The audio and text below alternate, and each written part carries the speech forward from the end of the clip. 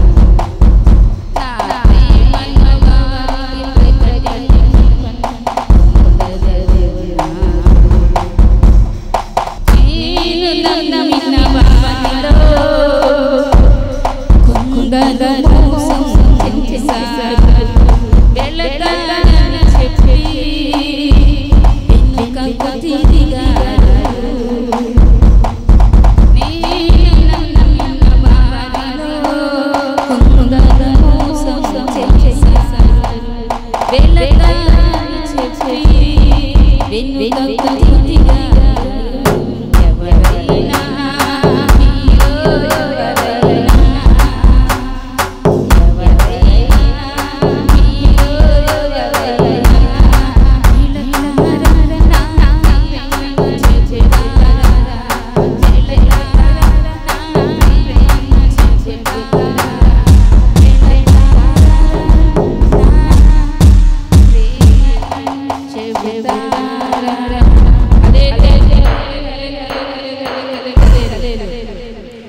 ఈ రాజు నాకు నగరంలో క్షేమం గలవాడిని ఉన్నాను, ఒక కలగన్నది నాకు భయం కలిగించింది అంటున్నాడు. నేను పండుకొని కలగన్నాను. ఏంటంటే నా పడక మీద పరుండి ఉండగా నా మనసున పుట్టిన తలంపులు నన్ను కలత పెట్టినాయి. నా మనసులో నేను తలంచుకుంటూ ఉన్న తలంపులను నాకు కలత పెట్టినాయి, కలవరపెట్టినాయి. కావున ఆ స్వప్న భావం నాకు తెలియజెప్పటికై బబులోని జ్ఞానులందరూ నా ఎదుటికి పిలువనంపించుతుని అని ఆజ్ఞ ఇచ్చితిని. శకునగాండ్రు కానీ, గారడి విద్యగల గారు కానీ, జ్యోతిష్కులు కానీ, మాంత్రులు కానీ నా సంధికి రాగా నేను కలిగిన కలవారితో చెప్పితిని కానీ వారు దాని భావాన్ని తెలియజేయలేకపోయారట. ఇతను ఎప్పుడు కళ్ళకన్నమే. ముందు ఒకసారి కళ్ళకన్నాడు, మర్చిపోయాడు. కళ భావాన్ని చెప్పకపోతే చంపేశాడు చాలామందిని. హల్లెలూయా. చూసారా, దేవుని బిడ్డలకు ప్రార్థన ద్వారా యవ్వనస్తులకి దేవుడు ఆ కళని భావాన్ని షడ్రక్ మేషక్ అబేద్నెగో దానియేలు వాళ్ళు ప్రార్థించినప్పుడు దేవుడు వారికి ఆ జ్ఞానాన్ని ఇచ్చి నడిపించాడు. దేవుని పరిశుద్ధ నామానికి మహిమ కలుగునుగాక. ఆమేన్ ఆమేన్ ఆమేన్ ఆమేన్. హల్లెలూయా. తల్లిదండ్రులు లేరండి, బానిసలుగా తీసుకొని వెళ్ళాడు ఆ రాజు ఆ దేశానికి, బబులోను సామ్రాజ్యానికి, యెరూషలేము నుండి. అటువంటి వారికి చూడండి, దేవుని ఎంత భయభక్తులు కలిగి, ఎంత భయభక్తులు కలిగి ఉన్నారో వీళ్ళు. వారికి తెలియజేసి దేవుడు వారిని హెచ్చించాడు. దేవుడంటే తల్లిదండ్రులున్నా లేకపోతే దైవజనులున్నా ఒకేలాగా ఎవరైతే ఉంటారో, దైవజనులు చూస్తున్నప్పుడు కొంతమంది ఒకలా ఫీలింగ్స్ ఉంటాయి. ఫీలింగ్స్ కానివ్వండి, ప్రవర్తన కానివ్వండి, దేవుడు చూస్తూ ఉన్నాడు అనేవారి ఫీలింగ్స్ వేరే విధంగా ఉంటాయి. దైవజనులు చూస్తున్నారా లేదా అనేవారు కొంతమంది, దేవుడు చూస్తున్నాడా లేదా అనేవారు కొంతమంది. ఎవరు గొప్పలు అనుకుంటున్నారు? దేవుని చూపులో మేము పడ్డామా, మంచిగా పడ్డామా, చెడుగా పడ్డామని ఎప్పుడు కూడా మనం యోచించుకోవాలంటే ఆలోచించుకోవాలి. దేవుని దృష్టిలో మనం ఎప్పుడు మంచిగానే ఉండాలి. హల్లెలూయా. ఓరి బాబరి హమన సీక్రందబరాస్. అయితే నేను ఆలోచించుకుంటున్నప్పుడు అంటున్నాడు ఈ యొక్క నెబుకద్నెజరు చెప్తా ఉన్నాడు, కలభావాన్ని ఎవరు తెలియజేసేవారు నాకు దొరకలేదు, కనిపించలేదు. కానీ పరిశుద్ధ దేవతల ఆత్మ కలిగిన వాడు దానియేలు. దానియేలుకి ఈ యొక్క రాజు బెల్షస్సాజరు అనే పేరు పెట్టాడు. తన దేవత పేరది బెల్షస్సాజరు అనే పేరు దానియేలుకి. హల్లెలూయా. అయితే ఆ దానియేలు పరిశుద్ధ దేవతల ఆత్మ కలిగిన వాడు అని చెప్తా ఉన్నాడు ఈయన. ఎవరండి? చదవండి దానియేలు గ్రంథము 4వ అధ్యాయంలో 8. కడపడ బెల్షస్సాజరు నా దేవత పేరును బట్టి బిరుదు పొందిన దానియేలున్న వాడు నా ఎదుటికి వచ్చాను, పరిశుద్ధ దేవతల ఆత్మ అతని అందుండెను. కావున అతను నా కళను చెప్పి తిని ఎట్లనగా శకునగాండ్రు అధిపతి, అతడు అధిపతిగా పెట్టాడు. ఈయన రాజుగారు బానిసలుగా తీసుకొచ్చిన పిల్లల్ని, యవ్వన పిల్లల్ని. ఈరోజు యవ్వనస్తులు మీరు జీవితాలు ఎలా ఉన్నాయి? బైబిల్ చదవండి బాగా. టైం ఉన్నప్పుడు ఇష్టం వచ్చినట్టు ఏంటవి సెల్లల్లోని ఏ వస్తుంటాయి కదా, అవి చూడకండి. చెత్త చెదారు ఏవి ఖ్యాతి గలవో, నీకు ఖ్యాతిని తెచ్చేవేంటి? దేవుని వాక్యమా, సీరియల్ ఇవన్నీనా? అపవాది చెత్తంతా బుర్రలో పెట్టి దేవుని వాక్యం లేకుండా చేసి దేవుని పొందుకోకుండా చేస్తాడు. అది మీరు గమనించాలి. ఏవి ఖ్యాతి గలవో, ఏవి రమ్యమైనవో, ఏవి న్యాయమైనవో, ఏవి పరిశుద్ధమైనవో వాటి మీద ధ్యానం ఉంచుకోమన్నాడు. కొలసీ రాసిన పత్రిక అనుకుంటా. చూడండి, ఈ రాజు పడక మీద పరుండి ఈ దర్శనాలు కలిగినాయి. దానియేలని అతను వచ్చి చెప్తాడు ఈ యొక్క మర్మాలన్నీ కూడా. వీళ్ళెవరికి శకునగాండ్రు తెలియదు, గారడి విద్య గల వారికి తెలియదు, మాంత్రికులు తెలియదు, వీళ్ళందరికీ కూడా తెలీదు. అతనికి మాత్రమే పరిశుద్ధ దేవతల ఆత్మ ఉంది. అతనే చెప్తాడని అనుకుంటా ఉన్నాడట. అని పిలిపించి తెలియజెప్పమన్నాడు. నేను పడక మీద పరుండగా నాకు ఈ దర్శనం కలిగింది.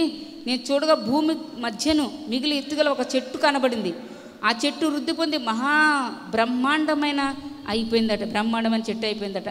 చూస్తూ ఉండగానే, చూస్తూ ఉన్నప్పుడే దాని పై కొమ్మలు ఆకాశానికి అంటికిపోయినట, అంత ఎత్తుగా పెరిగిపోయినట.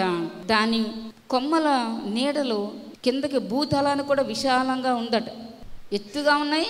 దాని ఆకారం కూడా భూతలం కింద కూడా కప్పేస్తూ ఉంది. దాని ఆకులు సొగసుగా అంటే చాలా అందంగా కనిపిస్తూ ఉన్నాయి, చూడటానికి చాలా అందంగా కనిపిస్తున్న. దాని పళ్ళు విస్తారంగా కనబడినట. అందులో సమస్త జీవకోటికి చాలినంత ఆహారం ఉందట. హల్లెలూయా. సమస్త జీవరాశులకి సరిపడే ఆహారం చెట్టులోనే ఉందట. ఏముంది, పండ్లు మానవులు తింటారు, ఆకులు కూడా ఆకాశ పక్షులు వాటి నీడనే ఉంటాయి. ఆ పళ్ళు కూడా ఆకాశ పక్షులు తింటాయి కదండి. పళ్ళు మనుషులు తింటారు, జామ పండ్లు అండ్ ఏవైనా పండ్లు మనం ఎదురుగా చూస్తూ ఉంటాం, పక్షులు అవన్నీ వచ్చి తింటూ ఉంటాయి కదా. అదేవిధంగా సమస్త జీవరాశికి సరిపడే ఆహారం ఆ చెట్టుకు ఉందట. దర్శనం అది, తన కళని అది. ఆ చెట్టు వృద్ధి పొంది మహాబ్రహ్మాండం అయిపోయింది. అంతగా దానికి కొమ్మలు ఉన్నాయి, ఆకాశం అంటుతూ ఉన్నాయి, దాని అంచులు కూడా సొగసుగా ఉన్నాయి, అందంగా ఉన్నాయి.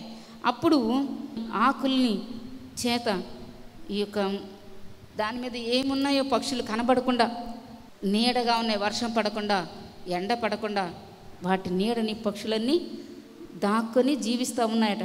హల్లెలూయా. అయితే సకల మనుషులకు చాలినంత ఆహారము దాని మీద ఉందట. దాని ఎందుండెను. మరియు నేను నా పడక మీద పండుకొని ఉన్నాను, నా మనసుకు కలిగిన దర్శనాలు చూస్తూ ఉండగా జాగరూకుడుగా ఒక పరిశుద్ధుడు ఆకాశం నుండి దిగి వచ్చాడట. హల్లెలూయా. జాగరూకుడుగా ఒక పరిశుద్ధుడు ఆకాశం నుండి దిగి వచ్చి ఇలాగ బిగ్గరగా ప్రకటించాడు, గట్టిగా చెప్పాడట.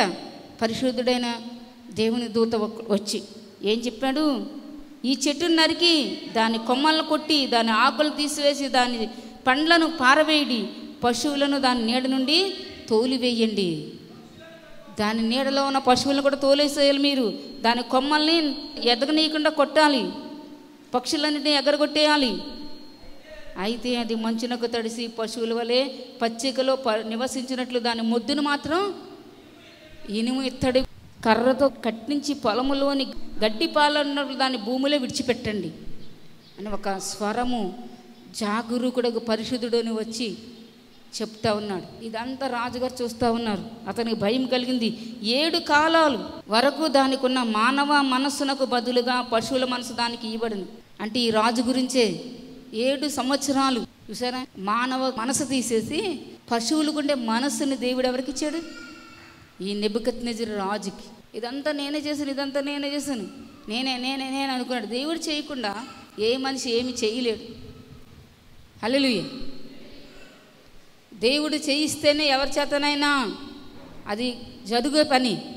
దేవుడు కనుక వద్దనుకుంటే ఆ వ్యక్తిని ఆపేసినట్లయితే ఆ వ్యక్తి ద్వారా ఏ పని కూడా జరగదు. హల్లెలూయా. ఇతను 7 కాలాలు 7 సంవత్సరాలు గడిచే వరకు రాజు అండి. పశువుల మనసు వచ్చేసింది. ఎందుకు? ఇదంతా నేను చేశాను. నేను అంటేనే దేవుని దృష్టిలో పాపం. అది అపవాది కూడా నేననే హెచ్చించుకొని కిందకు పడిపోయాడు. హల్లెలూయా. ఏది కూడా మనం ఎప్పుడు కూడా హెచ్చించుకోకూడదు. దేవుడట అహంకారాలు ఎదిరించి దీనులకు కృపనిస్తాడట. హెచ్చించుకునే వారు అందరినీ తగ్గిస్తాడట, తగ్గించుకునే వారిని హెచ్చిస్తాడట. హల్లెలూయా. హెచ్చించుకునే వారందరినీ ఏం చేస్తాడు దేవుడు? తగ్గిస్తాడు. తగ్గించుకునే వారిని హెచ్చిస్తాడు. హల్లెలూయా. వాళ్ళు అలా ఉన్నారు, నేను ఇంక వాళ్ళకంటే హెచ్చించబడాలి, నేను వాళ్ళకంటే హెచ్చించబడాలి. అదే ఉద్దేశం కొంతమందికి. అటువంటి వారిని దేవుడు తగ్గు అని తగ్గిస్తాడట. ఒక చెట్టు ఉందనుకోండి, లేక పార్కులు ఉంటాయి. ఆ పార్కులోని ఒక చెట్టు ఎటుపట్టట్టు ఇటు వంగిపోయి ఉంటాయి. దాని కిందన రకరకాల పుట్టలు, చీమలే కానివ్వండి, పురుగులే కానివ్వండి, రకరకాలవి పాములే కానివ్వండి, పుట్టలు పెడతాయి దాని కింద. ఎటుపడతాడు ఎదిగే చెట్టు. అదేవిధంగా తోటమాలి ఆ చెట్టుకి కత్తెర వేశాడనుకోండి, ఒక చెట్టుకి అందమైన ఆకృతి వస్తుంది. ఏ చెట్టు చూడదగినగా ఉంటుంది, ఏ చెట్టు నీడన మనం కూర్చోగలుగుతాం, మనకు విశ్రాంతి ఏ చెట్టు ఇస్తుంది? కత్తెర వేయబడిన చెట్టే. నీ జీవితం, నా జీవితం, మనందరి జీవితం కత్తెర వేయబడాలి.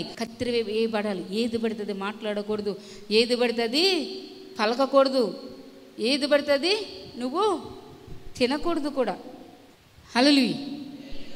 ఈ దానియేలు రాజుగారికి చెప్తా ఉన్నాడు, అయ్యా ఈ చెట్టు మీరే, మీ చెట్టు నీడ అందరూ విశ్రమిస్తున్నారు, మీరు రకరకాలుగా అందరికీ దాన ధర్మాలు ఇస్తున్నారు, ఎవరిని చంపాలంటే వాళ్ళని చంపుతున్నారు, ఎవరిని హెచ్చించాలంటే హెచ్చిస్తున్నారు. దేవుడు మీకు ఇట్టి మహర్దశని ఇచ్చాడు, రాజ్యాన్ని ఇచ్చాడు. అన్ని ఇచ్చిన తర్వాత మీరు మనసులో ఏమనుకున్నారు? నేనే చేశాను ఇవన్నీ. దేవుడు ఆలోచన ఇవ్వకుండా, దేవుడు లేకపోతే జ్ఞానం ఇవ్వకుండా పశువులాంటి మనసు వచ్చేసింది. మీరు ఇప్పుడు ఏం చేయగలుగుతారా? వచ్చేస్తుంది కొంతసేపుడు కానీ. ఈ రాజుగారికి ఏం జరిగింది తెలుసా? రాజుగారికి పశువులాంటి మనసు వచ్చేసిందట. అడవి గాడిదల మధ్యలోకి వెళ్ళి గడ్డి మేశాడు. హల్లెలూయా. ఏం చేశాడు? గర్వమణచి గద్దెలు దింపి కన్నులనైనా మేపవగడ్డి. గర్వమణచి గద్దెలు దింపి కన్నులనైనా మేపవగడ్డి. రేయి పగలు నీ పద సేవే జీవదాయక చేయుట మేలు. రేయి పగలు నీ పద సేవే జీవదాయక చేయుట మేలు. సాటి లేని దేవుడ నీవే, నాదు కోట కొండయు నీవే. సాటి లేని దేవుడ నీవే, నాదు కోట కొండయు నీవే. రేయి పగలు నీ పద సేవే జీవదాయక చేయుట మేలు. నరుల నమ్ముట కంటే నిజముగా నీదు శరణం శరణం దేవా. నరుల నమ్ముట కంటే నిజముగా నీదు శరణం శరణం దేవా. అని ఏలును సింహపు బోనులో ఆదుకున్న నాథుడ నీవే. దాన్ని ఏలును సింహపు బోనులో ఆదుకున్న నాథుడ నీవే. రేయి పగలు నీ పద సేవే జీవదాయక చేయుట మేలు. రేయి పగలు నీ పద సేవే జీవదాయక చేయుట మేలు. సాటి లేని దేవుడ నీవే, నాదు కోట కొండయు నీవే. సాటి లేని దేవుడ నీవే, నాదు కోట కొండయు నీవే. హల్లెలూయా. నిర్ణయమే కాలం అయిపోయింది. పరిశుద్ధుల ప్రకటనను అనుసరించి సంభవించింది. మహోన్నతులకు దేవుడు మానవుల రాజ్యములపై నీ అధికారి అయి ఉండి తానెవనికి అనుగ్రహింప నిశ్చయించినో వారికి అనుగ్రహించినని ఆయా రాజ్యము పైన అత్యల్ప మనుషులను ఆయన నియమించున్నాడనియు మనుషులందరూ తెలుసుకున్నట్లు ఇలాగ జరుగును. నెబుకద్నెజరు నాకు కలిగిన దర్శనం ఇదే అని, నీవు తప్ప నా రాజ్యంలో ఏ మనుషుడు చెప్పడని, ఏ జ్ఞాని చెప్పేవాడు లేడని రాజుగారు విశ్వసించినట్లుగానే నీ యందు పరిశుద్ధ దేవతల ఆత్మ ఉంది కనుక నీవే దాన్ని చెప్ప సమర్థుడు అన్నాడు. అదేవిధంగా దానియేలు చెప్పడం జరిగింది. ఆ తర్వాత రాజు దర్శన భావాన్ని గ్రహించి అది గతించిపోయింది. ఈ రాజుగారు అడవి జంతువుల మధ్యలో తరమబడ్డాడు. హల్లెలూయా. అడవి జంతువుల మధ్యలోకి వెళ్ళి గడ్డి మేశాడు పశువుల్లాగా. ఎన్ని సంవత్సరాలు? 7 సంవత్సరాలు. అడవి గాడిద వంటి మనసు వచ్చేసింది. దేవునికి మనం భయపడి ప్రభా పరిశుద్ధమైన మనసు అని అడగాలి. లేకపోతే ఏ అడవి గాడిద మనసు వచ్చేసిందో, లేకపోతే ఏ యొక్క చెత్త చెదర మనసు వచ్చేస్తుంది. అడిగావా ఎప్పుడైనా? దేవుడు పరిశుద్ధుడు గనుక మనం కూడా ఏమి అడగాలి? ఆకాశం మంచు మీద పడుతుంది, తడుస్తూ ఉన్నాడు రాజు. సర్వోన్నతులకు దేవుడు మానవుల రాజ్యాలపైన అధికారి ఉన్నాడని, తానెవరికి దాన్ని నిశ్చయించిన అనుగ్రహించబడుతుందని తెలుసుకునే వరకు కూడా 7 కాలాలు ఇలా జరిగిందట. చెట్టు యొక్క మొద్దు ఉండనియండి వారు చెప్పిరు కదా, దాని వలన సర్వోన్నతుడు అధికారి అని నీవు తెలుసుకునే మీదట ఈ రాజ్యం నీకు మరలా ఖాయమవుతుందని తెలియబడింది. రాజా, నా యోచన నీ దృష్టికి అంగీకారం అగును గాక అని దానియేలు చెప్పాడు. ఒకవేళ నీవు నీ పాపములు మాని నీతి న్యాయములు అనుసరించి నీవు బాధ పెట్టిన వారందరినీ కరుణ చూపినయడలా నీకున్న క్షేమం ఇక మీదట నీకుంటుంది అని దానియేలు ప్రత్యుత్తరం ఇచ్చాడు. పైన చెప్పినదంతా రాజుకు నెబుకద్నెజరుకు సంభవించింది. 1 సంవత్సరం గడిచింది. 12 నెలలు గడిచిన పిమ్మట అతడు తన రాజధాని యొక్క బబులోన్లోని నగరునందు సంచరిస్తూ ఉన్నాడు. రాజు బబులోను ఈ విశాల పట్టణము నా బలాత్సము నా ప్రభావం ఘనతకు కనిపించగా నా రాజధాని నగరంగా నేను కట్టించాను కదా ఇది అని తనలో తాను అనుకున్నాడట. రాజు నోట ఈ మాట ఉండగా ఆకాశం నుండి ఒక శబ్దం వచ్చింది. ఏదనగా, రాజుకు నెబుకద్నెజరు, ఇదే నీకు ప్రకటన. ఈ రాజ్యం నీ యొద్ద నుండి తొలగించిపోయాను, తమ యొద్ద నుండి మనుషులను తరుముతారు అనగానే, నీవు అడవి జంతువుల మధ్య నివాసం చేస్తావు, పశువుల వల్లే గడ్డి మేస్తావు. సర్వోన్నతులకు దేవుడు మానవుల రాజ్యములపైన అధికారి అయ్యుండి తానెవరికి అనుగ్రహించిన వానికి అనుగ్రహిస్తాడని నీవు తెలుసుకునే వరకు 7 కాలాలు నీకు ఇలా జరుగుతుంది అని చెప్పారు. 7 కాలాలు అంటే 7 సంవత్సరాలు. మానవుల నుండి మనుషులు తరిమారట. అతడు పశువుల వల్ల గడ్డి మేసాడు. ఆకాశం మంచు అతని దేహాన్ని తడిపింది. అతని తల వెంట్రుకలు పక్షిరాజు రెక్కల ఈకల వంటివి అయిపోయి, అతని గోళ్ళు పక్షుల గోళ్ళ వంటివి అయిపోయి. ఆ కాలం గడిచిన పిమ్మట నెబుకద్నెజరుకు మరలా మానవ బుద్ధి వచ్చిందట. హల్లెలూయా. 7 సంవత్సరాలు గడిచిన తర్వాత. అందుకే మనము హెచ్చించుకోకూడదు ఏ విషయంలో కూడా. దేవుడు కృప వలన దేవుడు మనకి ఇచ్చాడు ఇది అని అనుకోవాలి. దేవుడు దయ వల్ల మనకి ఇచ్చాడు ఇది. అందుకని నేను ఇచ్చాను, నేను సంపాదించాను, నేను ఏ విషయంలో కూడా మనం అతిశయపడటానికి లేదండి. ప్రభునందు మాత్రమే అతిశయపడాలంది బైబిల్లో. ప్రభు ఇచ్చారు అని నువ్వు సంతోషించాలి. అది అతిశయపడ్డం అంటే. హల్లెలూయా.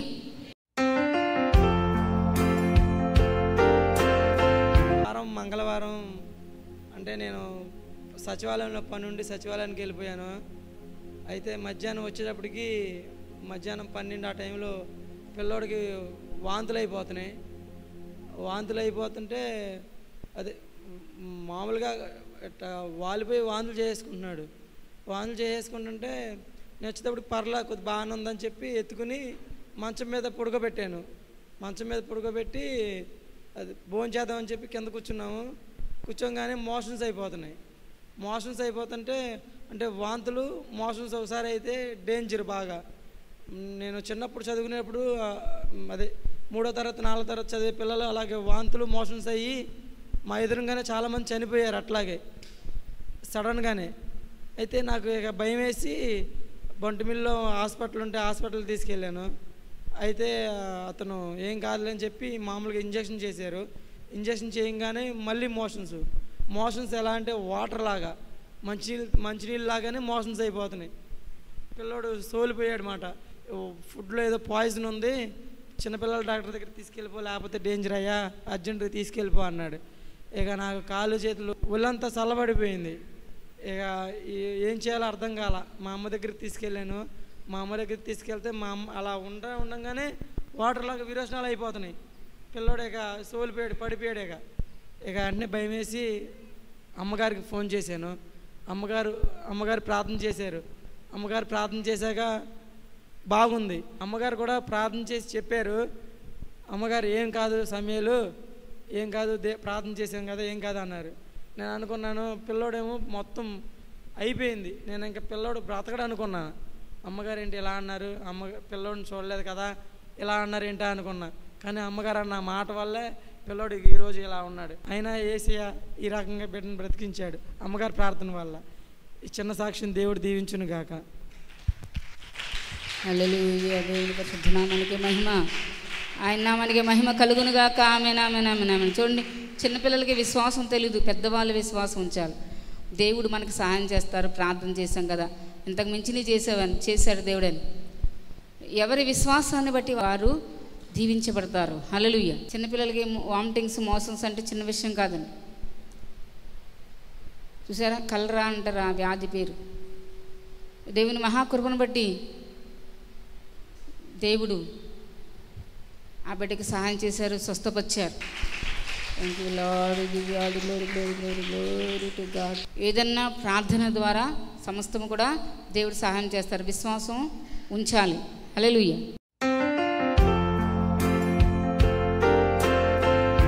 మంగళవారం అంటే నేను సచివాలయంలో పని ఉండి సచివాలయానికి వెళ్ళిపోయాను. అయితే మధ్యాహ్నం వచ్చేటప్పటికి మధ్యాహ్నం 12 ఆ టైంలో పిల్లోడికి వాంతులు అయిపోతున్నాయి. వాంతులు అయిపోతుంటే అదే మామూలుగా వాలిపోయి వాంతులు చేసుకుంటున్నాడు. వాంతులు చేసుకుంటుంటే నేను వచ్చేటప్పుడు పర్లా కొద్ది బాగానే ఉందని చెప్పి ఎత్తుకుని మంచం మీద పడుకోబెట్టాను. మంచం మీద పడుకోబెట్టి అది భోజనం చేద్దామని చెప్పి కింద కూర్చున్నాము. కూర్చోగానే మోషన్స్ అయిపోతున్నాయి. మోషన్స్ అయిపోతుంటే అంటే వాంతులు మోషన్స్ ఒకసారి అయితే డేంజర్ బాగా. నేను చిన్నప్పుడు చదువుకునేప్పుడు అదే 3వ తరగతి 4వ తరగతి చదివే పిల్లలు అలాగే వాంతులు మోషన్స్ అయ్యి మా ఎదురుగానే చాలామంది చనిపోయారు అట్లాగే సడన్గానే. అయితే నాకు ఇక భయం వేసి బొంటిమిల్లో హాస్పిటల్ ఉంటే హాస్పిటల్ తీసుకెళ్ళాను. అయితే అతను ఏం కాదులే అని చెప్పి మామూలుగా ఇంజక్షన్ చేశారు. ఇంజక్షన్ చేయగానే మళ్ళీ మోషన్స్ ఎలా అంటే వాటర్ లాగా మంచినీళ్ళు లాగానే మోషన్స్ అయిపోతున్నాయి. పిల్లోడు సోలిపోయాడు మాట. ఫుడ్లో ఏదో పాయిజన్ ఉంది, చిన్నపిల్లల డాక్టర్ దగ్గర తీసుకెళ్ళిపో, లేకపోతే డేంజర్ అయ్యా, అర్జెంటుగా తీసుకెళ్ళిపో అన్నాడు. ఇక నాకు కాళ్ళు చేతులు ఒళ్ళంతా చల్లబడిపోయింది. ఇక ఏం చేయాలో అర్థం కాల. మా అమ్మ దగ్గరికి తీసుకెళ్ళాను. మా అమ్మ దగ్గరికి తీసుకెళ్తే మా అమ్మ అలా ఉండగానే వాటర్లాగా విరోచనాలు అయిపోతున్నాయి. పిల్లోడు ఇక సోలిపోయాడు, పడిపోయాడు. ఇక అన్నీ భయం వేసి అమ్మగారికి ఫోన్ చేశాను. అమ్మగారు ప్రార్థన చేశారు. అమ్మగారు ప్రార్థన చేశాక బాగుంది. అమ్మగారు కూడా ప్రార్థన చేసి చెప్పారు. అమ్మగారు ఏం కాదు సమయాలు, ఏం కాదు, ప్రార్థన చేశాం కదా, ఏం కాదు అన్నారు. నేను అనుకున్నాను పిల్లోడేమో మొత్తం అయిపోయింది, నేను ఇంకా పిల్లోడు బ్రతకడు అనుకున్నాను. అమ్మగారు ఏంటి ఇలా అన్నారు, పిల్లోడిని చూడలేదు కదా, ఇలా అన్నారు ఏంటా అనుకున్నా. కానీ అమ్మగారు అన్న మాట వల్లే పిల్లోడు ఈరోజు ఇలా ఉన్నాడు. అయినా యేసయ్య ఈ రకంగా బిడ్డను బ్రతికించాడు అమ్మగారి ప్రార్థన వల్ల. ఈ చిన్న సాక్ష్యం దేవుడు దీవించును గాక. హల్లెలూయా. దేవుని పరిశుద్ధ నామానికి మహిమ, ఆయన నామానికి మహిమ కలుగును గాక. ఆమేన్, ఆమేన్, ఆమేన్, ఆమేన్. చూడండి, చిన్నపిల్లలకి విశ్వాసం తెలీదు, పెద్దవాళ్ళు విశ్వాసం ఉంచాలి. దేవుడు మనకు సహాయం చేస్తారు. ప్రార్థన చేశాం కదా, ఇంతకు మించి చేశాడు దేవుడని. ఎవరి విశ్వాసాన్ని బట్టి వారు దీవించబడతారు. హల్లెలూయా. చిన్నపిల్లలకి వామిటింగ్స్, మోషన్స్ అంటే చిన్న విషయం కాదండి. చూసారా, కలరా అంటారు ఆ వ్యాధి పేరు. దేవుని మహాకృపను బట్టి దేవుడు ఆ బిడ్డకి సహాయం చేశారు, స్వస్థపరిచారు. ఏదన్నా ప్రార్థన ద్వారా సమస్తము కూడా దేవుడు సహాయం చేస్తారు. విశ్వాసం ఉంచాలి. హల్లెలూయా.